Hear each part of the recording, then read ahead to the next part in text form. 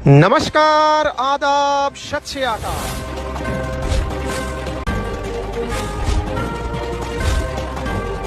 क्योंकि कॉटन की विशेषता है, आप गर्मी में पहनेंगे तो आपको ठंड का एहसास दिलाएगा और ठंड में पहनेंगे तो आपको गर्मी का एहसास दिलाएगा। कॉटन के वस्त्र इसीलिए सबसे ज्यादा खरीदे और पहने जाते हैं। रेशम तो इसका भी बाप है। गर्मी में पहनेंगे तो एकदम ऐसा दिखेगा जैसे ठंडा चीज पहन लिया है आपने, एकदम ठंड की अद्भुत अनुभूति और हल्का कपड़ा। और वहीं रिवर्स, सर्दी में पहन लिए तो आपको एकदम गर्मी का एहसास, क्योंकि आपके साथ में एकदम थर्मोस्टेट क्रिएट कर देगा। कपड़ों की विशेषता होती है।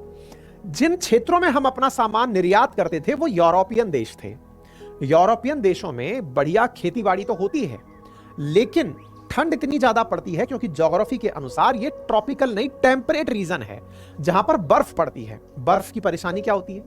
बर्फ में कोई भी चीज लंबे समय तक अगर आपको बचा के रखनी है, उदाहरण के लिए अगर मैंने खाना बनाया और वो लंबे समय तक चल जाए, इसके लिए मुझे खाने को प्रिजर्व करने की आवश्यकता पड़ेगी। क्यों?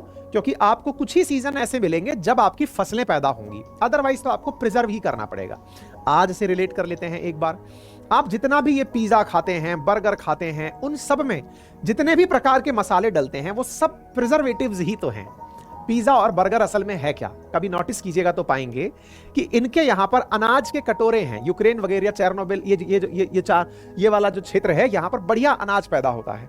अनाज पैदा हुआ एक ही सीजन में पैदा हुआ, उसको प्रिजर्व करके पहले ही सूखी रोटी के रूप में बचा के रख लिया। अगर आपकी माताजी आपको कभी ठंडी रोटी खिला दें तो आप माताजी पर खफा हो जाएं कि ओहो, मैं ठंडी रोटी खाऊंगा क्या? लेकिन वही जब डोमिनोज आपको वही ठंडी रोटी कम से कम 400 रुपए में खिलाता है तो आप उसे स्वाद कहते हैं। ठंडी रोटी तो है। उसने असल में किया क्या? उसी गेहूं से आपका आटा बनाकर, उसकी रोटी बनाकर लंबे समय तक के लिए डबल रोटी के नाम से सेव कर ली। आज जो पिज्जा का बेस होता है वो है क्या? लंबे समय तक प्रिजर्व की हुई रोटी है। उस रोटी के अंदर कुछ ऐसे मसाले और मिला दिए गए ताकि वो सड़े नहीं। हम बड़ा चाव से खाते हैं। ऐसे ही बर्गर का जो बन है वो क्या है असल मायने में? बन भी बना करके रोटी को फुला के रख लिया। आप जरा ठंडी रोटी 2 दिन पुरानी घर पे खा के देखिए। अरे सर, ठंडी रोटी खाई जाती है क्या? अरे साहब, चाव से खाते हैं लोग, पैसा देके खाते हैं। चलिए तो और आगे सुनते हैं। ऐसी ही स्थिति में यूरोप के अंदर जिस प्रकार से रोटी का उदाहरण आपने देखा, कभी अगर पिज्जा खाया हो तो उसके ऊपर, पिज्जा बेस के ऊपर मेयोनीज डलती है, उसके ऊपर पता नहीं और कौन से सॉसेस डलते हैं, कई प्रकार के सॉस डलते हैं। सॉसेस हैं क्या असल मायने में? अगर घर पर कभी आपने केचप के नाम पर टमाटर का सॉस अगर खाया हो, जिसके साथ में कई बार आप कचौड़ी पकौड़ी टाइप की चीजें खाते हैं, टमाटर का सॉस जिसे आप कहते हैं, वो है क्या असल में?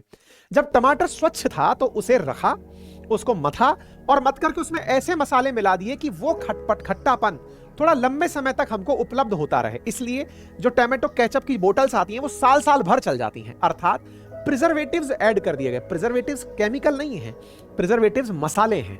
यानी कि यहां की आवश्यकता के साथ साथ ये आवश्यकता थी कि इन्हें कुछ ऐसे मसाले चाहिए थे जो इनकी खाद्य आवश्यकता को लंबे समय तक प्रिजर्व कर सकें। इसी प्रकार से आज जो आप प्रोसेस्ड फूड खाते हैं, चाहे आप चिप्स खा रहे हैं, चाहे आप नूडल्स खा रहे हैं, जो भी चीज आप खा रहे हैं वो प्रिजर्व फूड है।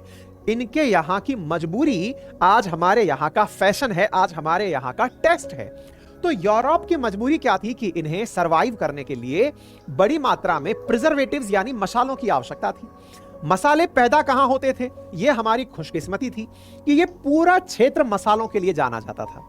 भारत, चीन, इंडोनेशिया, ये जितने भी छोटे मोटे, थाईलैंड का, ये जितने भी छोटे मोटे टाइप के देश हैं ना, ये सब की सब कौन से देश थे जहां पर मसाले पैदा हुआ करते थे? ठीक है ना। इधर की तरफ मंगोलिया, मैं गलत से कंबोडिया बोल देता, ये मंगोलिया, कंबोडिया इधर की तरफ है, गलती से मंगोलिया को, मंगोल्स को मैंने कंबोडिया बोल दिया था, करेक्ट कर लीजिएगा। ठीक है। अच्छा, तो यहां क्या हुआ? ये सारे के सारे जो क्षेत्र हैं ये मसाले रिच क्षेत्र थे। तो यहां पर क्या था? कॉटन, रेशम और मसाले, ये तीनों सामान बिकने के लिए यूरोप जाया करते थे। कहां जाया करते थे? यूरोप जाते थे। तो हमारे ऊपर हुए सारे आक्रमणों को मैच करना, जिस रास्ते से ये सामान जा रहा है उसी रास्ते में सारे लुटेरे बैठे हुए हैं। जरा देखना भाई, चाइना से निकल करके रेशम निकला और रेशम चल दिया इस रास्ते से होते हुए। अब ये